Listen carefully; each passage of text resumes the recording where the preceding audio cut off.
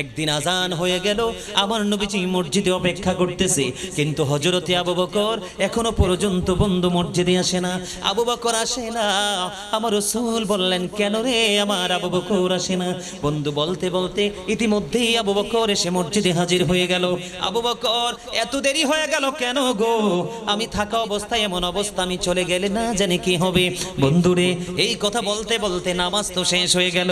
নামাজ যখন শেষ হয়ে গেল, নামাজ শেষ হয়ে যাওয়ার পরে ওই যে মসজিদে নববী থেকে আপনার আমার প্রাণের নবীজির পবিত্র একটা কদম মোবারক যখন মসজিদের বাহিরের দিকে বাড়িয়ে দিলেন, এবার চাইয়া দেখে রে হযরতে জিবরাইল আলাইহিস সালাম আমার নবীজির সামনে এসে হাজির।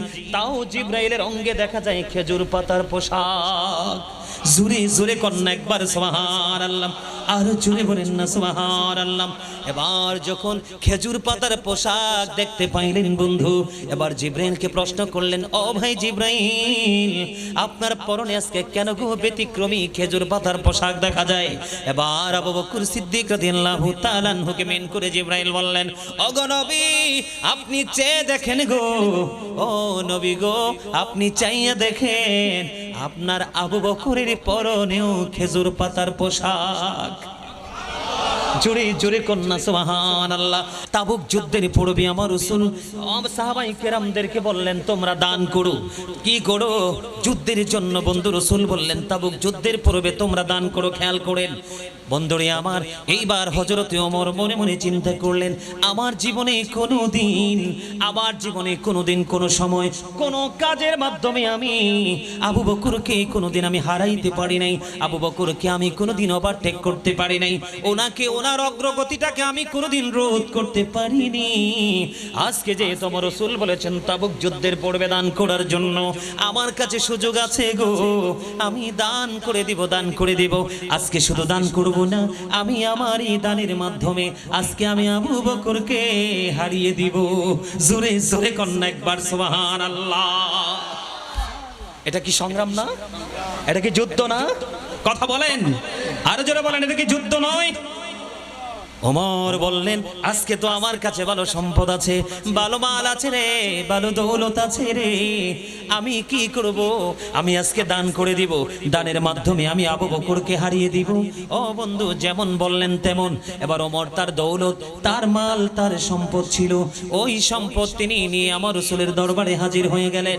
রাসূলের দরবারে যখন হাজির হয়ে গেল, ও বন্ধু, আমার রাসূলের কাছে যখন হাজির হয়ে গেল, এবার আমার রাসূল আবু বকর ওমরকে ডাক দিলেন, ওমর গো, আপনি বলে দেন আপনার কি খবর গো?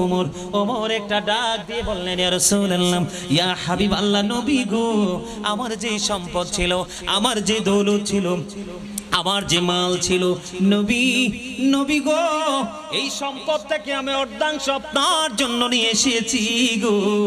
ও বন্ধু, ওমরের ফয়সালা হয়ে গেল। এবার আবু বকরের ফয়সালা হলো। আবু বকর ধীরে ধীরে নবীজি ডাকলেন, আবু বকর গো, আপনি কি কতটুকু কি করেছেন আমি জানতে চাই গো আবু বকর।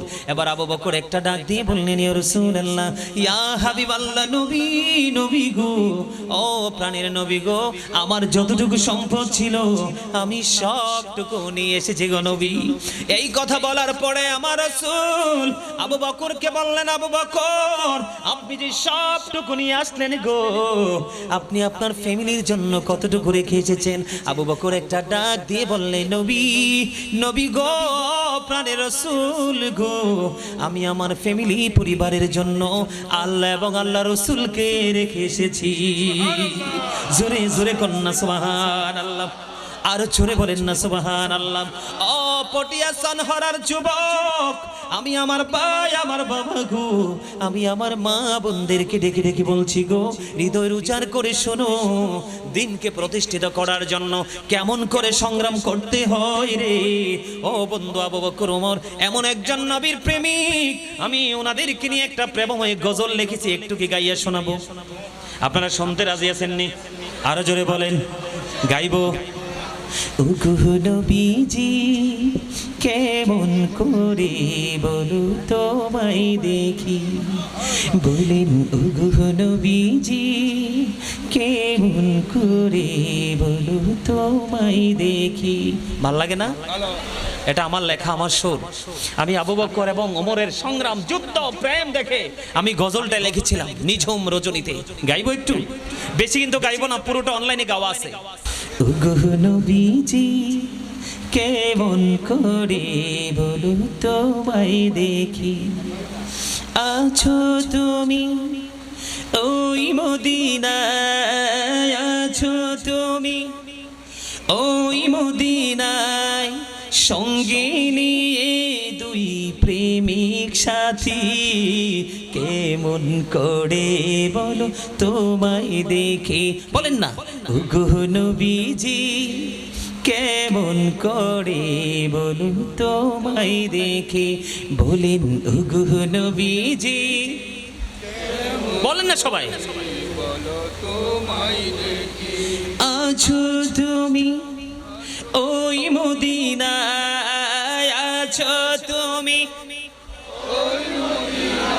সঙ্গে নিয়ে দুই প্রেমিক সাথী, কেমন করে বলো তোমায় দেখি।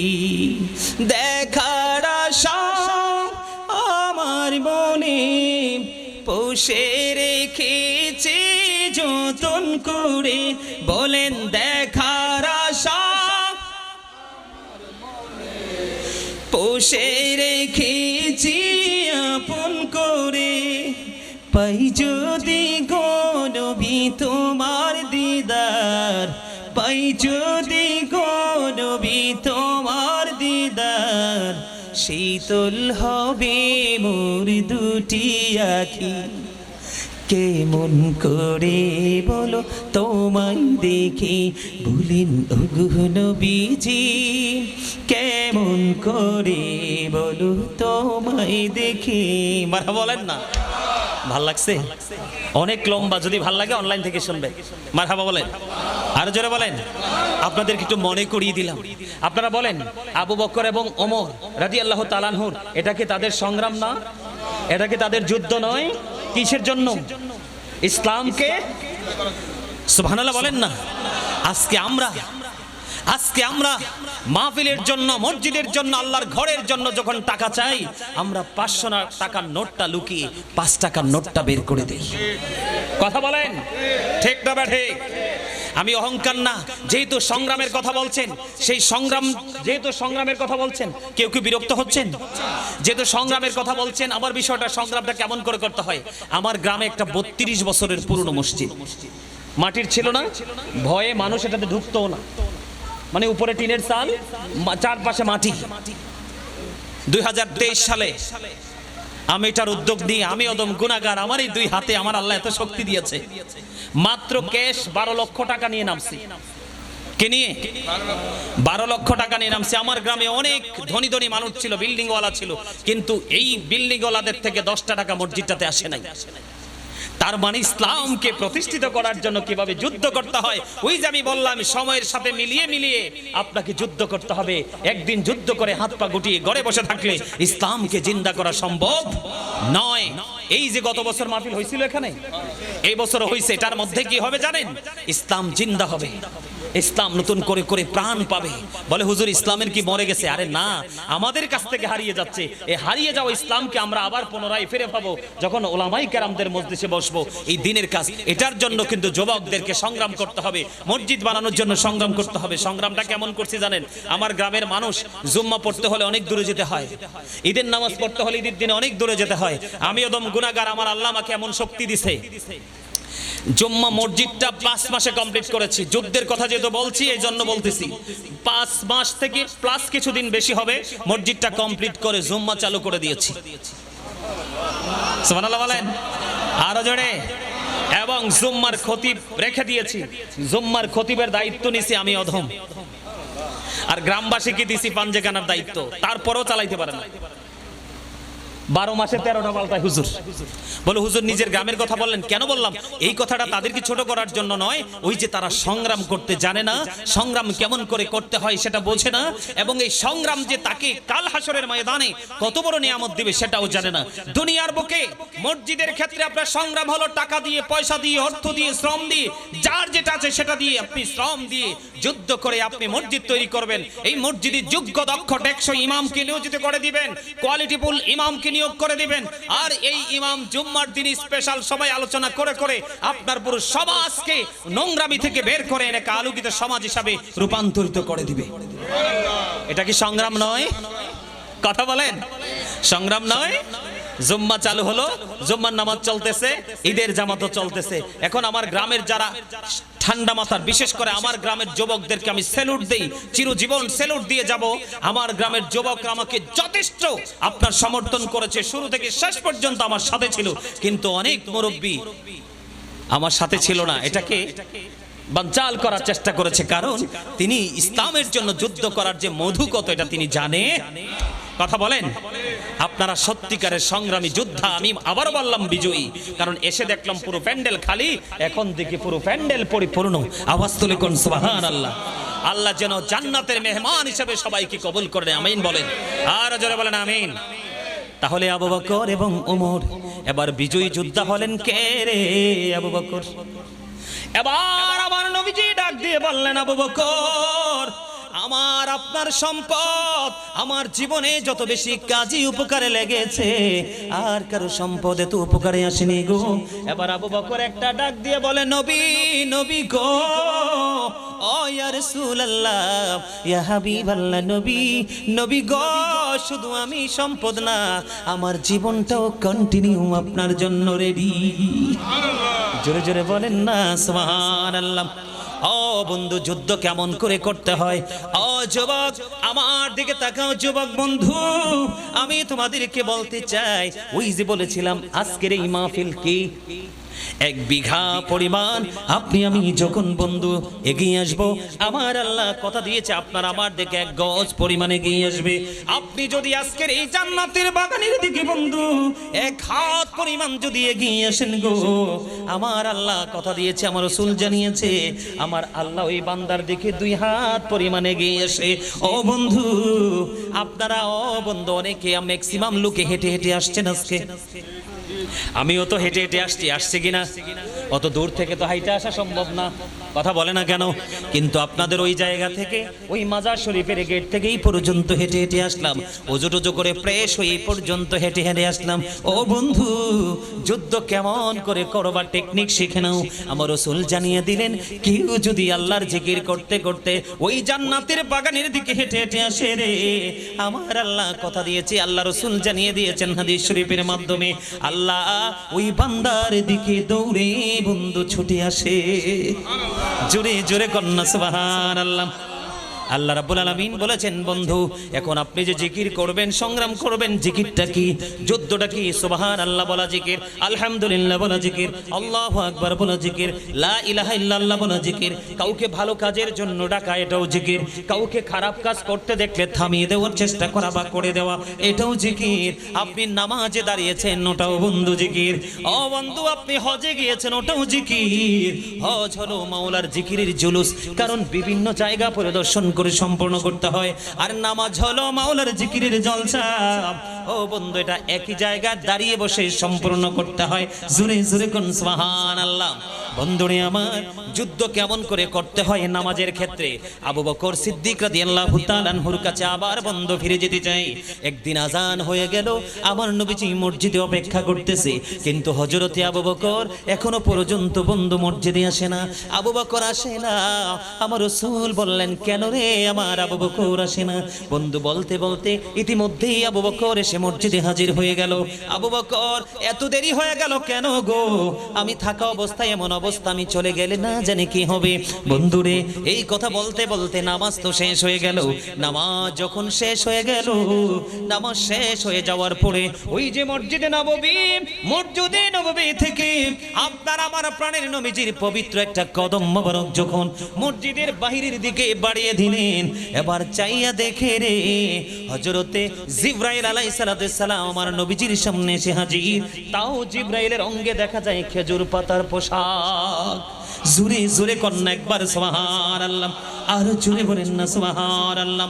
এবার যখন খেজুর পাতার পোশাক দেখতে পাইলেন বন্ধু, এবার জিবরাইলকে প্রশ্ন করলেন, ও ভাই জিবরাইল, আপনার পরনে আজকে কেন গো ব্যতিক্রমী খেজুর পাতার পোশাক দেখা যায়? এবার আবু বকর সিদ্দিক রাদিয়াল্লাহু তাআলা আনহুকে মেন করে জিবরাইল বললেন, ও গো নবী, আপনি চেয়ে দেখেন গো, ও নবী গো, আপনি চাইয়া দেখেন আপনার আবু বকরের পরনেও খেজুর পাতার পোশাক। জোরে জোরে কন্যা সুবহানাল্লাহ। এই যুবক হৃদয় খুলে শুনো, আমরা কেন ভালো মানুষ হতে পারিনি? কারণ ভালো মানুষ হওয়ার জন্য যে মূল জায়গাটা প্রয়োজন, এই জায়গাটাকে আমরা শক্ত করে ধরতে পারি নাই। তার মানে এই জায়গায় যুদ্ধটা, সংগ্রামটা ভালো করে করতে পারি নাই। আবু বকর থেকে ট্রেনিং নিয়ে নাও বন্ধু। আবু বকর ইসলামের জন্য দান করতে করতে করতে করতে তিনি একেবারে দুস্থ হয়ে গেলেন। সুবহানাল্লাহ বলবেন না? একেবারে দুস্থ হয়ে গেল বন্ধু। এবার তিনি নামাজ পড়তে যে যাবে, নামাজ পড়ার কিন্তু একটা কন্ডিশন আছে না নাই বলেন? কথা বলে না কেন? আরো জোরে বলেন। পোশাকের একটা শর্ত আছে না নাই? বন্ধু, আজকে আবু বকর নামাজ পড়তে যাবে রে, ওই নামাজ পড়ার জন্য যে পোশাকটা প্রয়োজন, ওই পোশাক আবু বকরের কেনার মতো সামর্থ্য নেই, হারিয়ে ফেলেছে, সর্বশেষ টুকু দিয়ে দিয়েছে। ও বন্ধু, দিনের জন্য নবীজির কদমে বিলিয়ে দিলেন। এবার বন্ধু তিনি কি করলেন? আজান তো হয়ে গেছে, নামাজ তো পড়তে হবে রে, নামাজ তো ছাড়া যাবে না নবীজি ওই মসজিদে নববীতে। এবার আবু বকর সিদ্দিক রাদিয়াল্লাহু তাআলা আনহু তিনি কি করলেন? গোনার মধ্যে যে ছোট্ট জামা ছিল, ওই জামার সাথে খেজুরের বালিশের গিলাপ তিনি জোড়া লাগালেন। আর জোড়া লাগাইতে গিয়ে বন্ধু খেজুর কাঠাকে সুই হিসাবে আর খেজুর পাতাকে সুতা হিসাবে তিনি ব্যবহার করলেন। ব্যবহার করে তিনি জামাটাকে লম্বা করে তৈরি করে মসজিদে যাইতে একটু দেরি হয়ে গেল। যখন আবু বকর আর এমনই আল্লাহর হুকুম পালন করার জন্য এই যে আবু বকরের এই যুদ্ধ, এই সংগ্রাম যখন দেখলেন, এটা আমার কথা নয়, ও বন্ধু জিবরাইল নবীজির সঙ্গে সাক্ষী দিচ্ছে, নবী গো, আবু বকর যখন খেজুর পাতার পোশাকটুকু বানাইয়া আল্লাহর হুকুম পালনের জন্য নামাজ নামক জিকিরের জন্য যখন রওনা দিয়ে দিল, আমার আল্লাহ শুধু আমি জিবরাইল নয় গো, আমার আল্লাহ সমস্ত আসমানবাসীকে ডেকে ডেকে বললেন, এরি আসমানের ফেরেশতারাও আজকে আমার আবু বকরের সম্মানার্থে সবাই খেজুর পাতার পোশাক পরে না। জোরে জোরে বলেন না সুবহানাল্লাহ। আজকে আমাদের ঘরে কত সুন্দর সুন্দর পায়জামা আছে, কত সুন্দর সুন্দর পাঞ্জাবি আছে, লম্বা জামা পরে নামাজ পড়া সুন্নাত। আমরা কিন্তু বন্ধু লম্বা জামা পরি না। কথা বলেন না? পরি লম্বা জামা আমরা পরি না। ও বন্ধু, আমরা পরি ডিজিটাল শার্ট প্যান্ট, ঠিক কিনা বলেন? তুমি কেমন করে ইসলামকে বন্ধু প্রতিষ্ঠিত করতে হবে? যুবক আমার দিকে তাকাও, এখানে ম্যাক্সিমাম যুবকের পরনে জিন্স প্যান্ট আছে না নাই? যুদ্ধ কেমন করে করতে হবে যুবক, আমার দিকে তাকাও যুবক, তোমরা কেমন করে সংগ্রাম করবে, কেমন করে তোমরা যুদ্ধ করবে, এটা বোঝার জন্য বলতেছে। আল্লাহ কোরআনে বলেছেন, ইয়া বানি আদম কদ আনজালনা আলাইকুম লিবাসান ইউয়ারি সাওয়াতিকুম ওয়া রিশান ওয়া লিবাসুত তাকওয়া যালিকা খায়র। জোরে জোরে বলেন একবার আল্লাহু আকবার। এটা হাদিস বলি নাই, কোরআন বলেছি। বন্ধু আমার দিকে তাকান, এই যুবক আমার দিকে তাকাও বন্ধু। সংগ্রাম বললাম যে সময় সময় করতে হবে। এই সংগ্রামটা কেমন করে করতে হবে তোমরা খুব মজা পাও। ফিটিংস জামা পরে, ফিটিং পোশাক পরে আমার রাসূল বলেছেন, দুনিয়াতে যেই ব্যক্তি সম্মানের পোশাক পরবে তার জন্য অপমানের পোশাক ওই পারে বন্ধু বরাদ্দ। আর যে ব্যক্তি দুনিয়ার মধ্যে ওই যে বন্ধু যুদ্ধ করে করে বেঁচে যাবে দিনকে প্রতিষ্ঠিত করার জন্য, তার জন্য জান্নাতে বিভিন্ন ক্লাসের পোশাক থাকবে। রাসূল বললেন ওই যে মুমিন, ওই যে মুত্তাকি বান্দা, সে জীবনের সাথে, দুনিয়ার সাথে, সমাজের সাথে, আত্মার সাথে যুদ্ধ করেছে ইসলামকে প্রতিষ্ঠিত করার জন্য। বলে হুজুর পোশাকের ক্ষেত্রেও কি যুদ্ধ আছে? হ্যাঁ, নারীর যেমন পোশাক পরা ফরজ, পর্দা করা ফরজ, ঠিক তেমনি পুরুষেরও পর্দা করা ফরজ। সুবহানাল্লাহ বলেন না কেন? আর জোরে বন্ধু, যে যারা বন্ধু দুনিয়ার বুকে শরীয়তের আইন মেনে পোশাক পরবে তাদের জন্য জান্নাতে বিভিন্ন ক্লাসের জান্নাতে পোশাক থাকবে। নবীজি বলছেন তুমি যেটা মন চাই সেটাই তুমি নিতে পারবে, তোমার জন্য কোনো কন্ডিশন নাই। জোরে জোরে কন্যা একবার সুবহানাল্লাহ। এই যে জিন্স প্যান্ট, যুবক আমার দিকে তোমরা তাকাও, আমি ছোট্ট করে বন্ধু শেষ করে দিব। আল্লাহ রে, অনেক সময় হয়ে গেছে। বন্ধু আমার দিকে তাকান, খেয়াল করেন, নারীদের পর্দার ওয়াজ জীবনে বহুত শুনছেন, আমি সেই দিকে যাব না, পুরুষের কথা বলবো। পুরুষের পর্দা এবং যুদ্ধ, এটা কিন্তু যুদ্ধ। এই যে উপর দেয়া থাকবে নাভি বরাবর অথবা নাভি বরাবর অথবা নাভির উপরে, কোনোভাবেই বন্ধু নাভির নিচে যেতে পারবে না। আর নিচের দিক দিয়ে থাকবে টাকনোর ওপরে, কোনোভাবে টাকনোর নিচে বন্ধু যেতে পারবে না। এই কন্ডিশনে পোশাক পরা পুরুষের জন্য ফরজ। জোরে জোরে কন্যা সুবহানাল্লাহ। এই কন্ডিশনের বাইরে চলে গেলে, যেমন ধরেন বললে হুজুর উপর দিয়ে নাভি বরাবর, না না না, এখনকার ছেলেদের হাফ প্যান্টটা, জিন্স প্যান্টটা যে পড়ে, এটা নাভির কমপক্ষে 3 থেকে 4 আঙ্গুল নিচে থাকে। বন্ধু, একটা নারী তো থাক দূরে রে, একটা পুরুষ পর্যন্ত তার দিকে তাকাইতে লজ্জা পায়। আর একটা নোংরামি হলো যুদ্ধ কেমন করে করতে হবে, আর একটা নোংরামি হলো ওই যে ছেলেগুলো যখন নামাজ পড়তে যায় রুকুতে গেলে 100% পিছন দিয়ে তার লজ্জাস্থান দেখা যায়। আছে না নাই বলেন? আর জোরে বলেন। এই সমস্ত পোশাক পরে যে যুবকরা নামাজ পড়ো, আজকে আমি এই মুহররমের 8তম, এই যে বন্ধু 2026 সালের এই যে আজকে জুলাই মাসের 23 তারিখ চলে গেছে, ঠিক জুন মাসের 23 তারিখ, তোমরা চিঠি দিলে খাতায় লিখে রেখো, এই আমি বলে গেলাম এই পোশাক পরে তুমি কিয়ামত পর্যন্ত নামাজ পড়তে পারবে, তুমি নামাজি হতে পারবে না, তোমার নামাজ তোমাকে মানুষ বানাতে পারবে না। যেই নামাজ তোমার জন্য জান্নাতের চাবি বলা হয়েছে, ওই জান্নাতের চাবি তোমার নসিবে জুটবে না। কারণ তোমাকে আল্লাহ যে কন্ডিশন দিয়েছে, এটা কোরআন হাদিস নয়, তুমি এটা মানো নাই। আদম সন্তানের জন্য 3 শ্রেণীর পোশাক, একটা হলো লজ্জাস্থান ঢাকার, একটা হলো বন্ধু সাজের, আরেকটা হলো তাকওয়ার। এর মধ্যে বন্ধু যুদ্ধ হলো পোশাকের ক্ষেত্রে, সংগ্রাম হলো লিবাসুত তাকওয়া যালিকা খায়র, সবচেয়ে উত্তম হলো তাকওয়ার পোশাক। এটা পোশাক হলো সৌন্দর্য, হলো শরীয়তের আইনও মানা হলো। ঠিক না ভাই? আরো জোরে বলেন। আমার দিকে তাকান। এবার আপনি মনে করবেন যে হুজুর আমি কি করব না, আমি প্যান্টটা পরবো ঠিকই, কিন্তু নিচে দিয়ে বইটা দিব। আমি মানলাম আপনি নিচে দিয়ে বটতে পারবেন, কিন্তু উপর দিয়ে বটার কোনো সুযোগ নেই। আল্লাহ কিন্তু শর্ত আপনাকে একটা দেয় নাই, 2টা দিয়েছে। কথা বলেন না কেন? এই গেল একটা। আল্লাহর হাবিব বন্ধু মসজিদের মধ্যে অবস্থান করলেন। এদিকে তাকান, অত্যন্ত গুরুত্বপূর্ণ হাদিস, যুদ্ধ কেমন করে করতে হবে। এক ব্যক্তি এসে নামাজের নিয়ত বেঁধে ফেললেন। নবীজি বললেন তুমি ওযু করে এসো। ও বন্ধু, তিনি ওযু করতে গেলেন, আবার ওযু করে এসে তিনি আবার নামাজের নিয়ত বাঁধলেন। আল্লাহর হাবিব বললেন তুমি ওযু করে এসো। আবার নামাজ ভেঙে তিনি ওযু করতে গেলেন, আবার বন্ধু ওযু করে এসে তিনি আবার নামাজের নিয়ত বাঁধলেন। একবার, 2বার নয়, 3বার তিনি ওযু করলেন। ওযু শেষ করার পরে আবার এসে 3য় তিনি নামাজের নিয়ত বাঁধলেন। রাসূল বললেন তুমি ওযু করে এসো।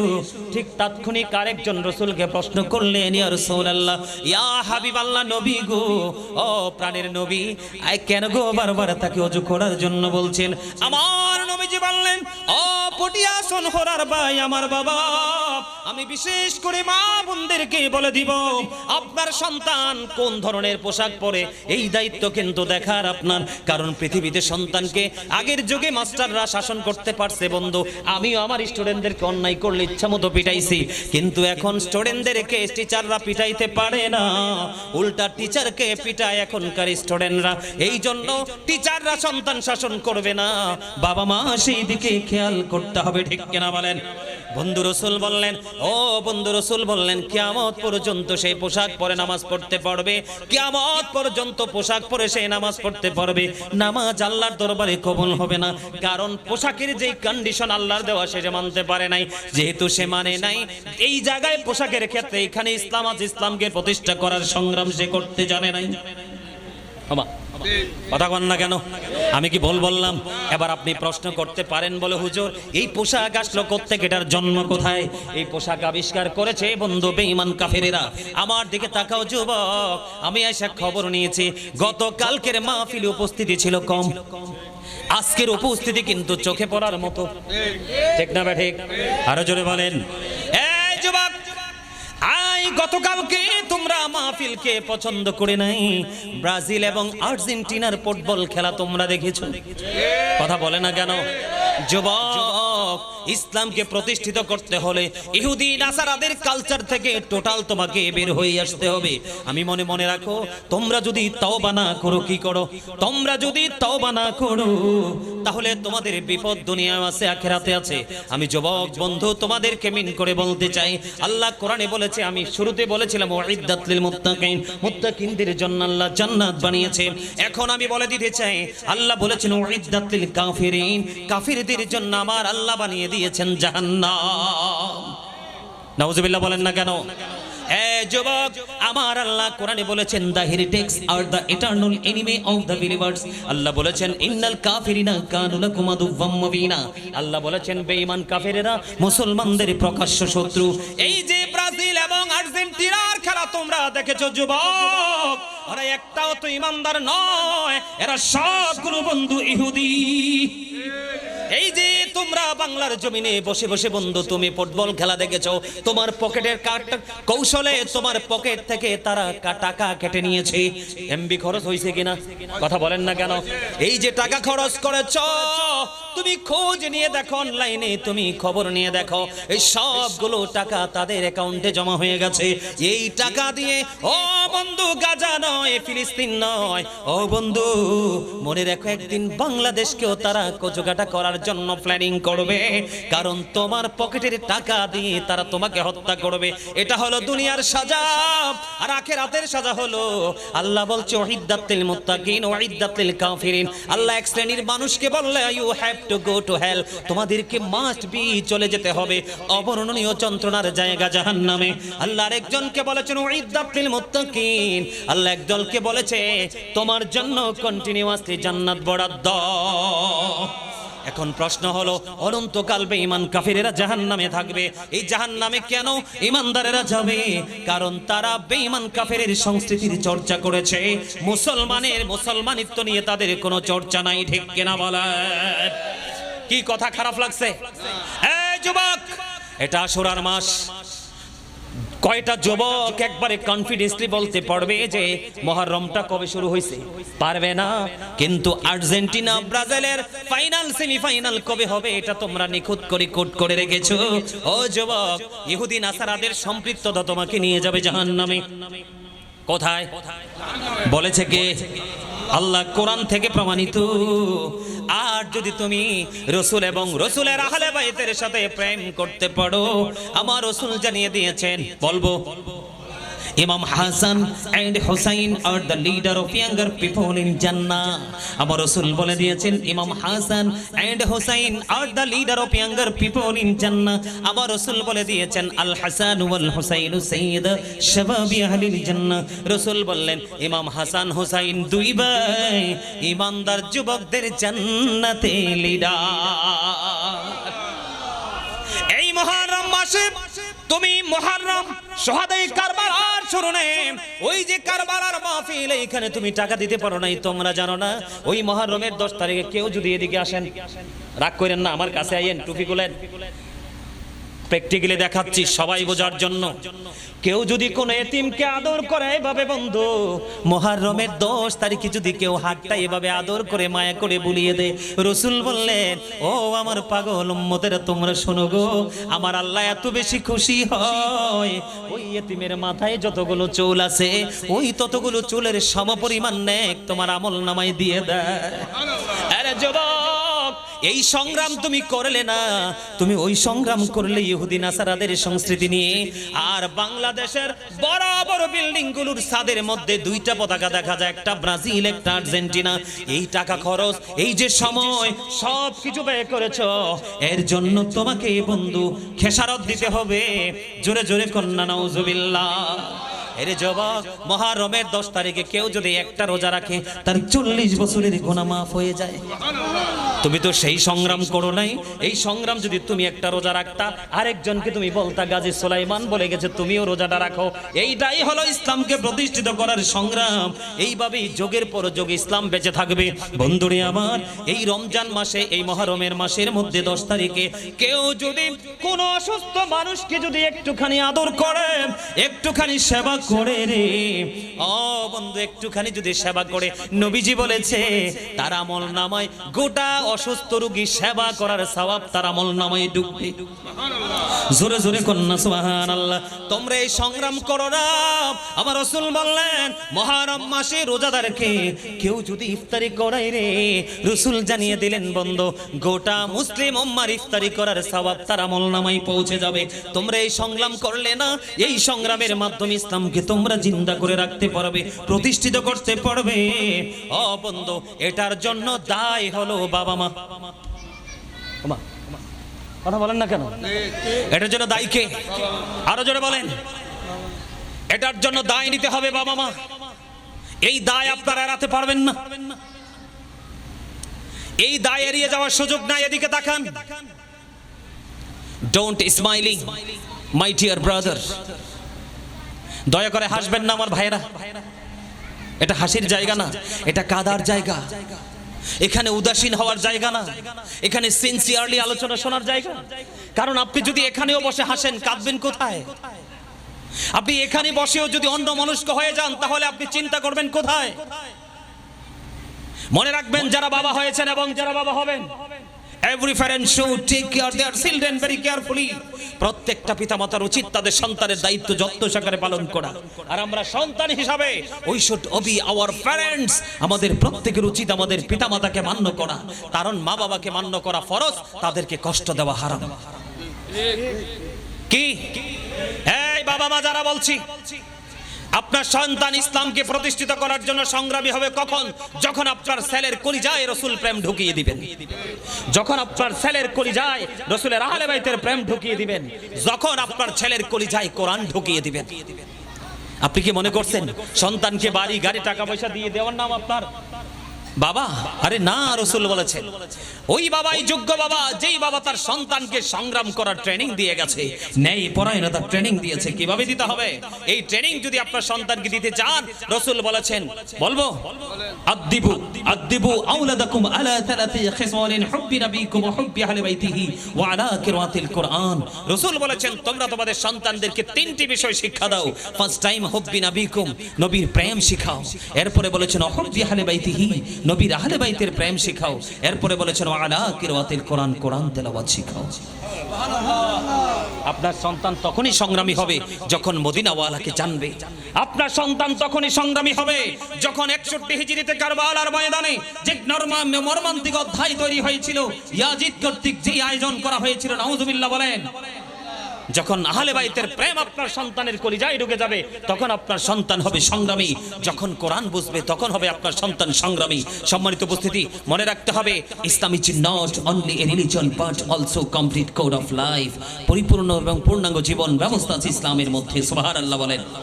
আর সেই ইসলামের নির্যাস কোনটা? আপনার আমার প্রাণের রাসূল। সুবহানাল্লাহ বলেন। এই যুবক, তুমি যদি সংগ্রামী হতে চাও, যুদ্ধ করতে চাও, আর যুদ্ধে যদি বিজয়ী হতে চাও, ফিউচারকে যদি তোমরা ব্রাইটনেস করতে চাও, আমরা ব্রাইটনেস করতে চাই, তাহলে রাসূলের বিকল্প নেই। কে নাই? সম্মানিত উপস্থিতি, আমার দিকে তাকান। আমেরিকার গবেষক মাইকেল এইচ হার্ট তিনি বক্তব্য দিয়েছেন, the 100 ranking of the most influential person in the history. 100 জন প্রভাবশালীর তালিকা করলেন। ইনফ্লুয়েন্সিয়াল দ্বারা আপনার আমার প্রাণের রাসূলকে শ্রেষ্ঠ প্রভাবশালী হিসেবে আখ্যায়িত করলেন। আওয়াজ তুলে বলেন না সুবহানাল্লাহ।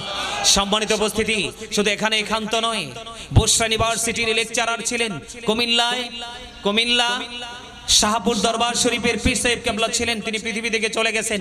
উনি বলে গেছেন, of all the great religious personalities of all prophet Muhammad রাসূলুল্লাহ সাল্লাল্লাহু আলাইহি ওয়াসাল্লাম ওয়াজ দ্য মোস্ট সাকসেসফুল। পৃথিবীর বুকে যতগুলো নবী রাসূল এসেছে, রাজনীতি থেকে ইমামতি, ইমামতি থেকে রাজনীতি, প্রত্যেকটা সেক্টরে, প্রত্যেকটা জায়গায় আপনার আমার রাসূল যারা ইংলিশ যারা ভালো বোঝেন, মোস্ট সাকসেসফুল, সবচেয়ে বেশি সফল র‍্যাঙ্কিং এ আপনার আমার নবী, মাই prophet, all the best prophet. আওয়াজ তোলে কোন সুবহানাল্লাহ।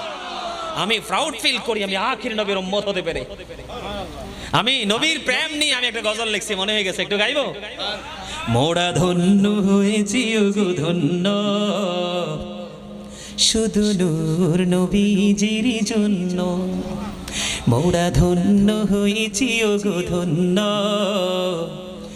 ওমা কি হাদিয়া, গজলের হাদিয়া, সুবহানাল্লাহ।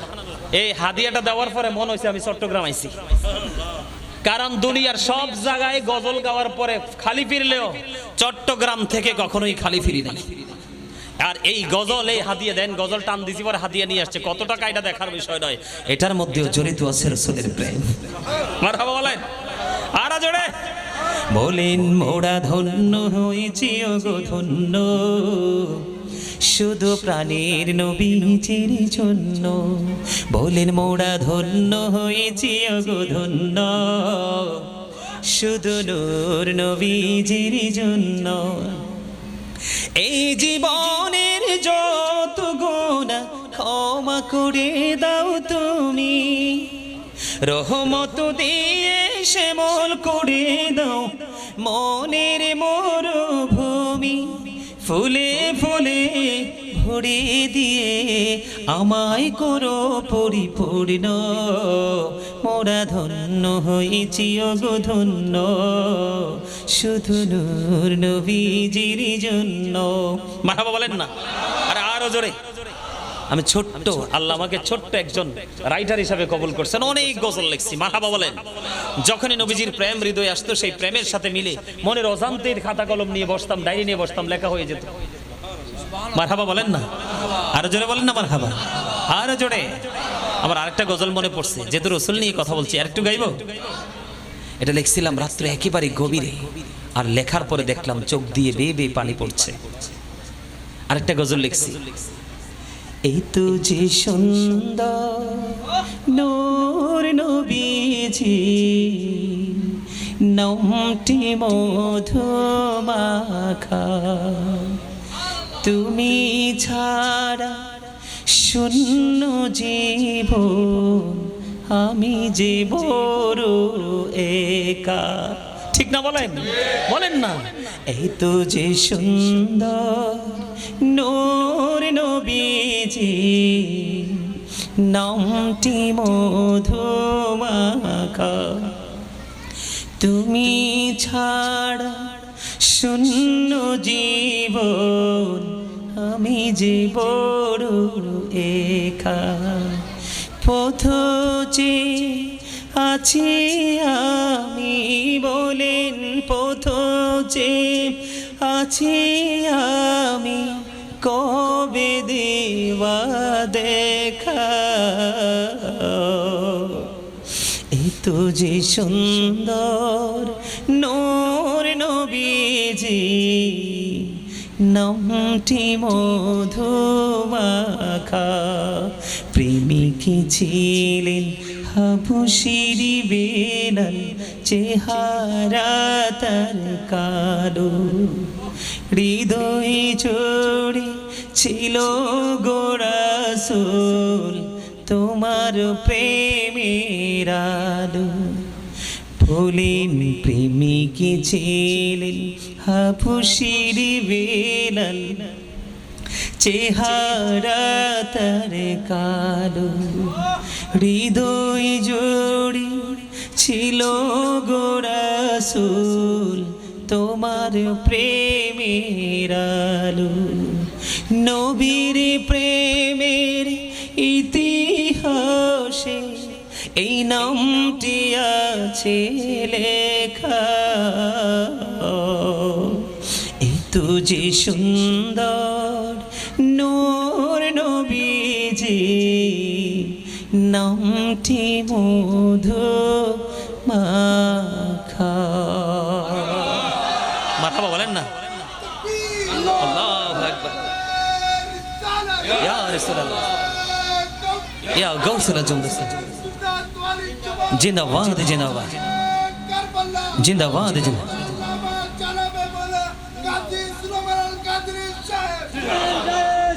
আল্লাহু আকবার, আল্লাহু আকবার। দেখছেন নি কি নিখুঁত ভাবে আমার নামটা উচ্চারণ করছে, কি দারুণ রিহার্সাল, ওয়াও বিউটিফুল। আলহামদুলিল্লাহ বলে। আমি প্রথম দেখে মনে করছিলাম যে অসুস্থ মানুষ, আসলে ওই যে বললাম সত্যিকারের যুদ্ধ হলো রোহের যুদ্ধ। কিসের যুদ্ধ? রোহের যুদ্ধ। তার আত্মা পুরোপুরি জিন্দা। মারহাবা বলেন, আরো জোরে বলেন। আপনারা দেখছেন কথা বলা এবং ধারাবাহিকতা দুইটাই কিন্তু সমন্বয় ছিল। মারহাবা বলেন না। আল্লাহ ওনাকে কবুল করে নিক, আমিন বলেন। আরো জোরে বলেন আমিন, আরো জোরে বলেন আমিন। সম্মানিত উপস্থিতি, উনি এই যে এটি কি বলে না, পপন নিয়ে আসছে। কি নিয়ে আসছে? উনি পপনটা নিয়ে আসছে। একটা ব্যাগ আছে। আপনাদের যার যার এই পপন খাওয়ার ইচ্ছা আপনারা নিয়ে যাবেন, অথবা ছোট ছোট যে বাচ্চাগুলো আসছে তাদের কাছে গিফট হিসেবে, তাদের কাছে সবচেয়ে পছন্দের এটা, এই ছোট ছোট বাচ্চাদেরকে পপনটা পুরোটা দিয়ে দিবেন একটা একটা করে। ওনার যতগুলো করে বিক্রি করে সবটা টাকা আমি দিয়ে দিব। মারহাবা বলেন না। আমার কথাটা বুঝেন নাই? মানে উনি যে এখানে যে ব্যাগের মধ্যে যে পপনের প্যাকেটগুলো নিয়ে আসছে, উনি যেন এগুলো ফিরিয়ে নিতে না হয়, দুইজন বা অথবা আমাদের গাউসিয়া কমিটির যে সদস্যরা ভাইয়েরা আছে, তোমরা কি করবে, ছোট একেবারে ছোট ছোট বাচ্চা যারা খেতে পারে তাদেরকে এখান থেকে যতটুকু দেওয়া যায় একটা একটা করে সবাইকে গণনা করে প্যাকেটটা দিয়ে দিবে।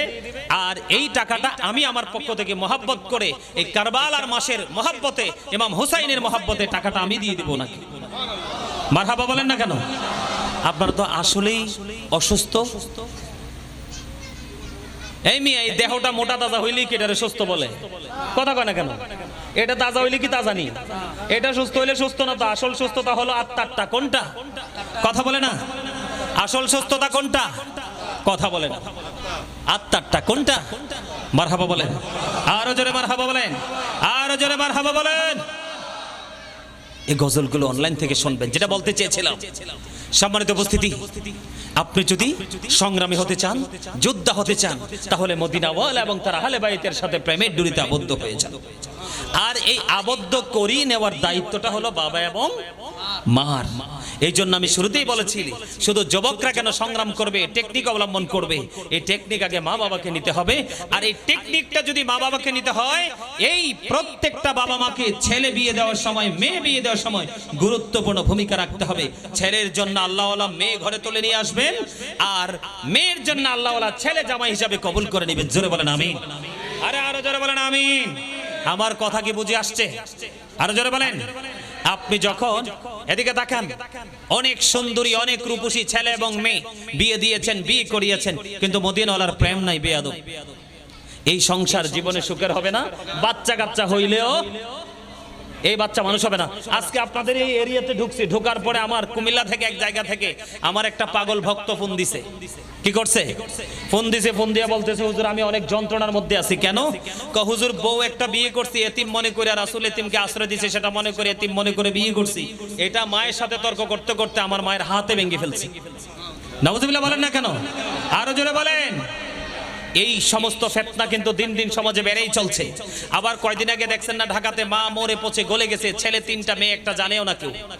তো এই অভিশপ্ত সন্তান, এই সন্তানগুলো অভিশপ্ত হওয়ার পিছনে সবচেয়ে বড় কারণ হলো আমরা ইসলামী রং থেকে দূরে সরে গেছি। আপনি ইসলামকে প্রতিষ্ঠিত করতে হলে, হারিয়ে যাওয়া ইসলামকে আবার পুনরায় তুলে ধরে জিন্দা করতে হলে আপনাকে ধর্মধনের ধনী হতে হবে। আর এই ধর্মধনের ধনী হওয়ার জন্য মায়ের গুরুত্ব হলো অপরিসীম। আর বলে, হুজুর আমার মা বাবা তো আগের দিনে সরল মনা ছিল, ওনারা আমাদেরকে শিখাইতে পারে নাই।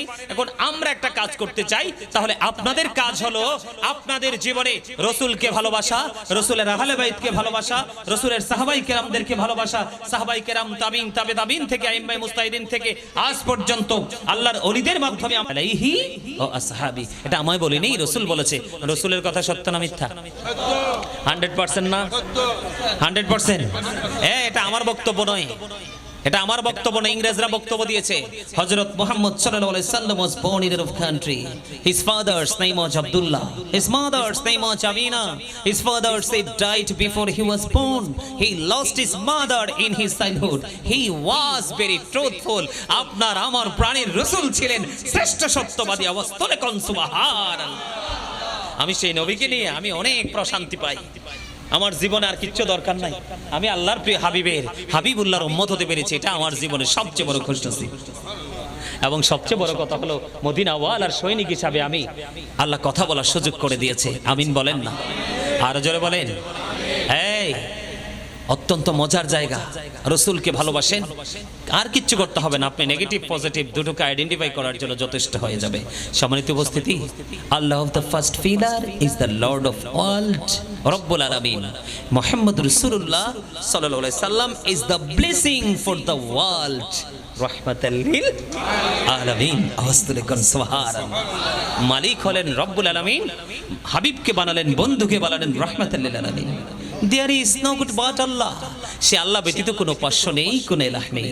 মুহাম্মদ রাসূলুল্লাহ সাল্লাল্লাহু আলাইহি সাল্লাম ইজ দ্য মেসেঞ্জার অফ আল্লাহ। আওয়াজ তুলে বলেন না সুবহানাল্লাহ। আমাদের দেশে এমন মানুষ আছে রাসূলকে জার্নালিস্ট বলেছে, নাউজুবিল্লাহ বলেন আরো জোরে। কিন্তু আপনি যদি আবার রাসূলকে ওই চিন্তা চেতনা দিয়ে দেখেন, কোন চিন্তা চেতনা? যে আপনার রাসূল আপনার মতো, তাহলে আপনি কুফরি করেছেন, আপনার ঈমান নাই। কি এইটুকু কথার দ্বারা, অন্তর দ্বারা, জবান দ্বারা, সমর্থন দ্বারা, সাপোর্ট দ্বারা কোনোভাবে যদি রাসূলকে কি করা হয়, ছোট করা হয়, তাহলে এটা কুফরি হয়। আপনি সঠিক শিক্ষা অর্জন করতে পারবেন না, আর সেই শিক্ষা অর্জন করে আপনি নিজেকে আলোকিত মানুষ হিসেবে প্রস্তুত করতে পারবেন। কথা কি বুঝতে পেরেছেন? এখন আপনার এই মুহূর্তে যুবক ভাইদের জন্য সবচেয়ে বড় প্রয়োজন হলো প্রত্যেকটা সেক্টরে কিন্তু ইসলামকে জিন্দা করার যুদ্ধ আছে, সংগ্রাম আছে। এই সংগ্রামগুলোকে সংগ্রাম হিসাবে করতে চাইলে এই মুহূর্তে একজন আলেম এবং আল্লাহর ওলির সংস্পর্শের বিকল্প আর কিছু নেই। আমার কথা কয় না দি, সত্য বলছি না? এই আল্লাহ কি বলে জানেন? আল্লাহ বলে join with my dear people, come to my paradise. কি চমৎকার দেখেন, আল্লাহ বলে ফাদখুলি ফি ইবাদি। আল্লাহ বলেছেন join with my dear people ওয়াদখুলি জান্নাতি। আল্লাহ বলেছেন কাম টু মাই প্যারাডাইস। আল্লাহ বলেছেন তোমরা আমার প্রিয় লোকেদের সাথে যুক্ত হও আর আমার জান্নাতে চলে আসো। জোরে কোন সুবহানাল্লাহ। আমরা ওই যুদ্ধ করব যেই যুদ্ধ করতে করতে আমরা ইমাম হুসাইনের সাথে জান্নাতে যেতে পারবো। সুবহানাল্লাহ বলেন। করতে রাজি আছেন? কেন? আপনি মনে মনে ভাবতে পারেন হুজুর তো আমাদের মতোই।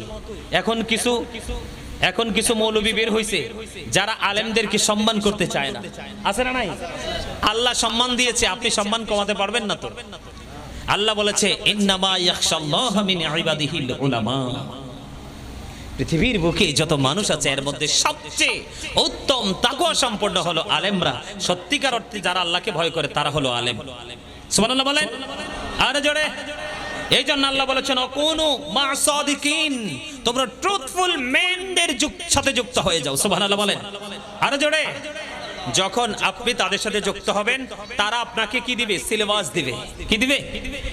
আমি আজকে সিলেবাস দিচ্ছি না আপনাদেরকে, এগুলো সিলেবাস তো, সিলেবাস দিবে। আর আপনি যখন এই সিলেবাসটাকে ফলো করতে থাকবেন, ফলো করতে করতে আপনি মনের অজান্তে একদিন সত্যিকারের একজন দ্বীনের যোদ্ধা হিসাবে নিজেকে প্রস্তুত করতে পারবেন। সুবহানাল্লাহ বলেন আরো জোরে। আমরা ইসলামকে প্রতিষ্ঠিত করতে চাই, আর এই প্রতিষ্ঠিত করতে হলে যত বেশি সম্ভব এটা থেকে দূরে থাকবেন। আমার কথা কয় না? জিনাল আইনুন নাজরু, চোখের জিনা হলো দেখা, চোখের পাপ হলো দেখা। এটা খুললেই কিন্তু নোংরা জিনিস। আপনি যখন নোংরা জিনিস চোখে দেখবেন, নোংরামি কিন্তু আপনার অন্তরে এসে বাসা বাঁধবে। আর অন্তরে যখন এসে বাসা বেঁধে ফেলবে তখনই আপনার ফিজিক্যাল নোংরামি শুরু হয়ে যাবে।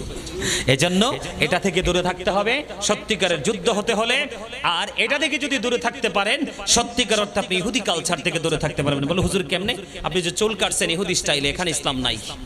আজকে আইসা দেখলাম কই জানি এই যে এই দেন গাউসিয়া কমিটির সদস্য, এটা দেখেন, এই যে এটার আমি কিন্তু আসার পরে টার্গেট করছি, এটা কিন্তু আমার আগায় আনছে। এটার চেহারা দেখেন কত সুন্দর, মাশাআল্লাহ। কথা বলেন না কেন? বিউটিফুল ফেস কিন্তু, ঠিক না? তাকায় দেখেন 8-10 জন মানুষের মতো নয়, কয়েকশো মানুষের মধ্যে সে অন্যরকম। এই যে সে দাড়িটা রাখছে দেখেন, টোটালি ইহুদিদের স্টাইল। ওমা কথা কয় না কেন? দেখেন এটা কোনো দাড়ি রাখার স্টাইল হলো? তাকে দেখাইছি সে উঁচুতে দাঁড়াইছে, এটা লজ্জার কিছু নাই। সে উঁচুতে দাঁড়াইছে, তার মতো এরকম অসংখ্য আছে, আছে না নাই? কথা বলেন না কেন? আপনি দাড়ি রাখবেন রসুলের সুন্নাহ মোতাবেক, আপনি দাড়ি রাখেন ইহুদিদের স্টাইল দেখে। কথা বলে না কেন? আরো জোরে। এমনি করে করে প্রত্যেকটা জায়গায় আমরা ইহুদিদের রং লাগাইছি। কেমনে? কথা বলেন। এই যুবক, পৃথিবীতে যদি কোনো বিষাক্ত প্রাণী, বিষাক্ত সাপ যদি তোমাকে সবল দেয়, 20টা নামানো তোমার জন্য একেবারে ইজি। কিন্তু এই সাপের বিষ যার রুহে লাগছে, কলিজায় লাগছে, এই সাপের বিষ নামানোর ওঝা পৃথিবীতে আদৌ আসবো কিনা আমি জানি না।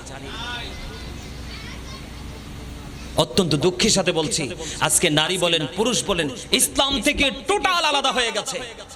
এই আলাদা হওয়ার পিছনে সবচেয়ে বড় কারণ হলো আপনার এই মোবাইল, ইহুদিদের কালচার। কথা কি বুঝতে পেরেছেন?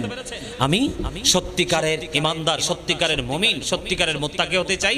সমাজের অন্যান্য মানুষকে আমি ইমানদার, মুমিন, মুত্তাকি হিসাবে তৈরি করার জন্য প্রস্তুতি নিতে চাই।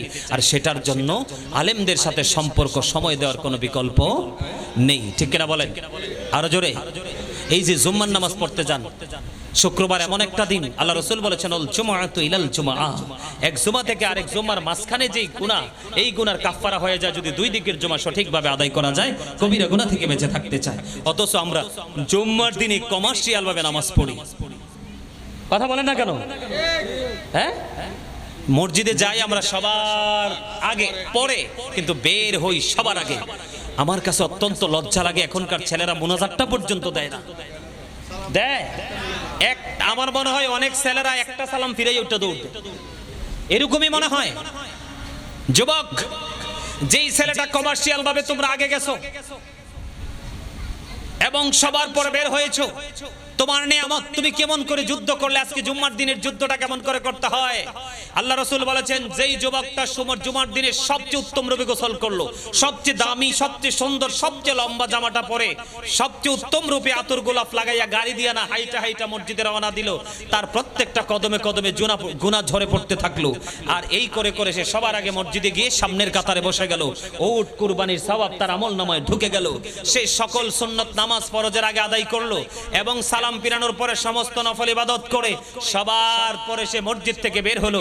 রাসূল বললেন সে যখন বাড়ির দিকে রওনা হয়, তার বাড়ি যাইতে যতগুলো কদম লাগে, প্রত্যেকটা কদমের বিনিময়ে 1 বছরের নফল ইবাদতের সওয়াব দেওয়া হয়।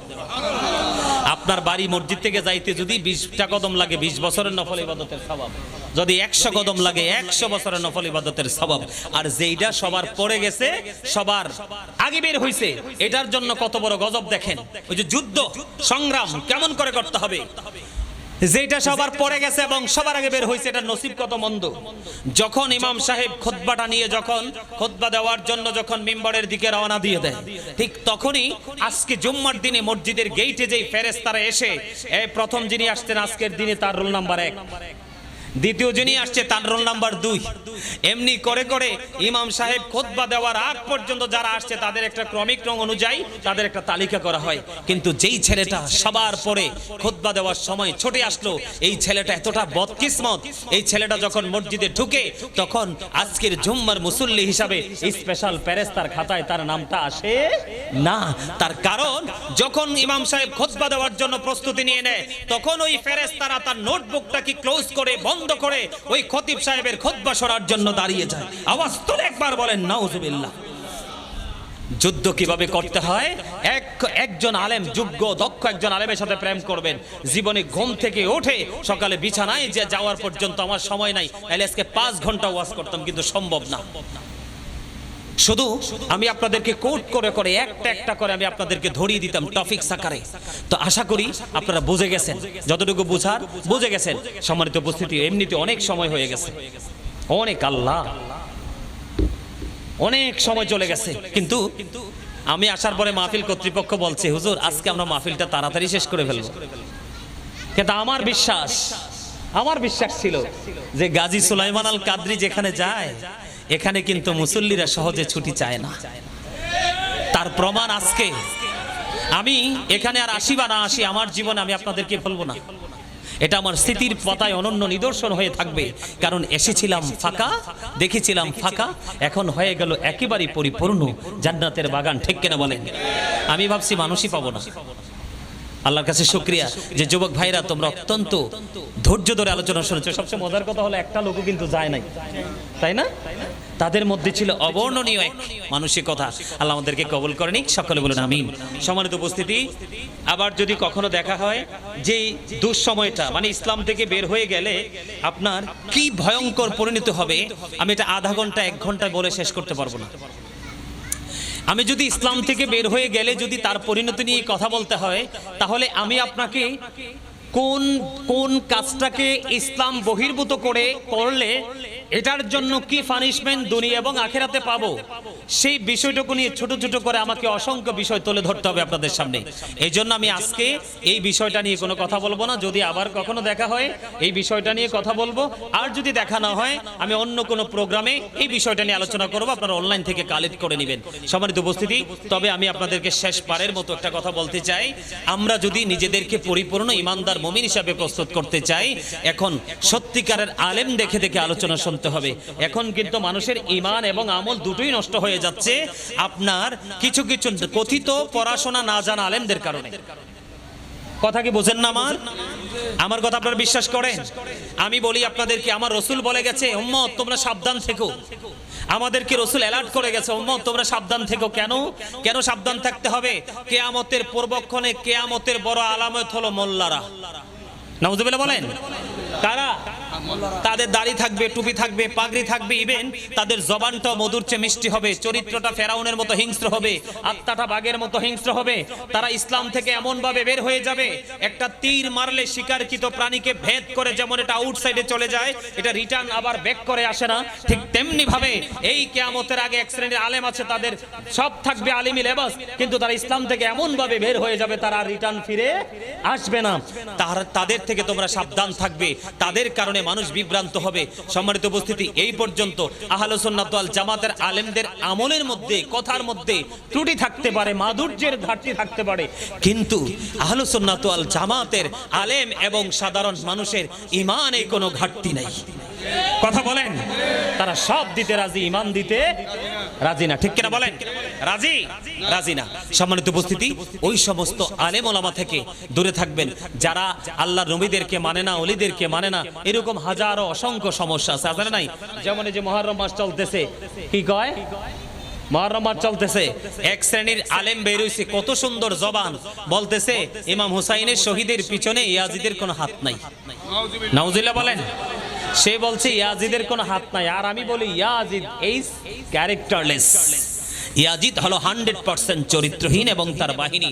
কারণ অনেক লম্বা করে বলবো না, যদি কারবালার মর্মান্তিক অধ্যায় নিয়ে আলোচনা করতাম তাহলে সে আলোচনা আসতো। তারপরও বলে যায় যারা ইয়াজিদকে সাধু সাজাইতে চায় তাদেরকে আমি মেসেজটা দিতে চাই। 61 হিজরিতে কারবালা হয়েছে, 63 হিজরিতে কি হয়েছে জানেন? এই ইয়াজিদ বাহিনী হাররার ঘটনা ঘটিয়েছে। মদিনাতে 1000 নারী অবৈধ সন্তান প্রসব করেছে। নাউজুবিল্লাহ বলেন। কি করেছে?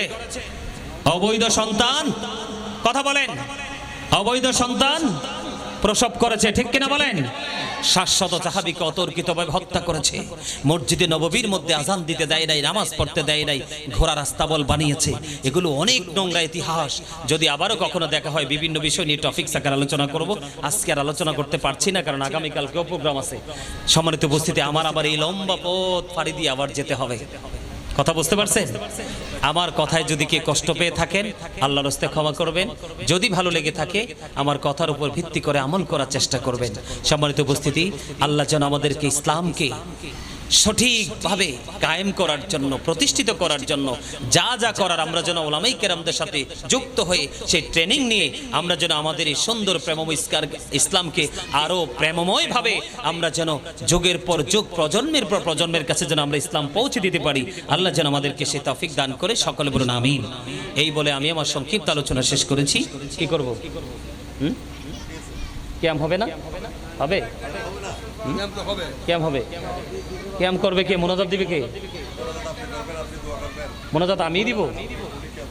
আচ্ছা ঠিক আছে, তাহলে আমি একটু জিকির করি। হ্যাঁ হ্যাঁ, একটা নাতে রাসূল পড়তাম, তাহলে কোনটা পড়বো?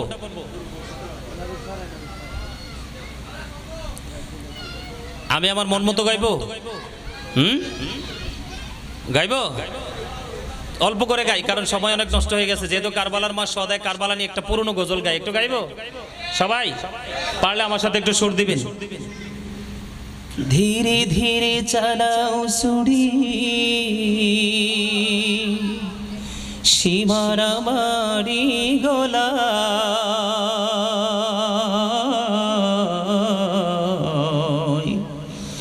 জয়নাল আবদিনের কান্দুন শুনতে দাও না রে আমায়। ধীরে ধীরে চালাও সুড়ি, সীমার আমারি গলা,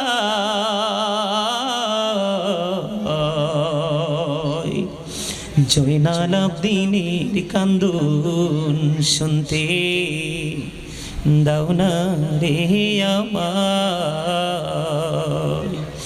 সীমার তোরে বিনয় করে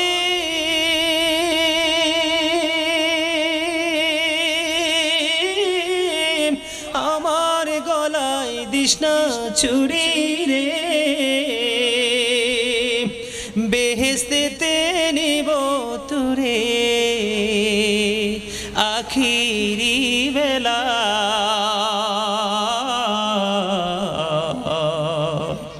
জয়নাল আবদিনের কান্দুন শুনতে দাও না রে আমায়। আমার নানা নবী ছিলেন,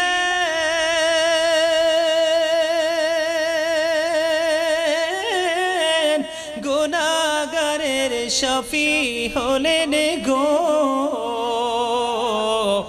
আমার নানা নবী ছিলেন, গুনাহগারের শফি হলেন গো। এই গলায় দিতেন চুমা নানাজি সদা।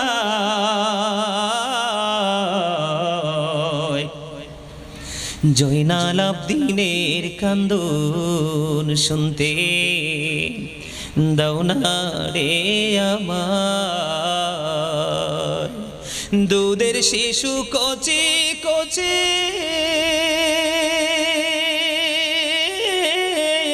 কাঁদিতেছেন পানি পানি গো। সীমার বসিল মাগো, সীমার বসিল মাগো আমারি গলা।